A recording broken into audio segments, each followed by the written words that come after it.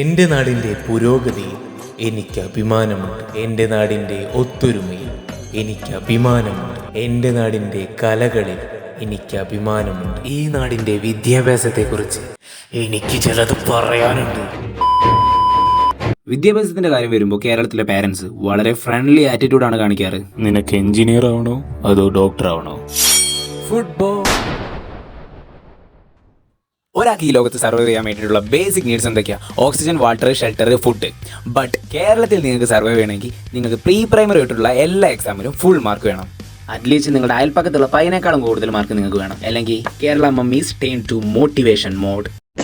തെണ്ടി, നിനക്ക് എന്തെങ്കിലും ഒരു കഴിവുണ്ടോ? നിനക്ക് കലാപരമായിട്ടുള്ള കഴിവുണ്ടോ? നിന്നെ 4 പേര് അറിയുമോടാ നാറി? അവിടെ തൊരിഞ്ഞ ഒരു മോതം വെച്ചോടാ നിന്റെ മോത്ത് ആരും നോക്കൂടാ? പെമ്പിള്ളാരെങ്ങനെ നോക്കുവോ? ഇങ്ങനെ കിടന്ന നാശിച്ച നാറി.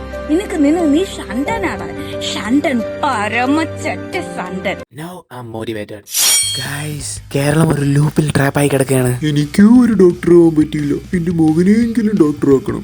ആ മകൻ വളർന്നു വലുതേ പറയും എനിക്കും ഒരു ഡോക്ടർ ആവാൻ പറ്റിയില്ല, എന്റെ മകനെയെങ്കിലും എനിക്ക് ഡോക്ടർ ആക്കണം.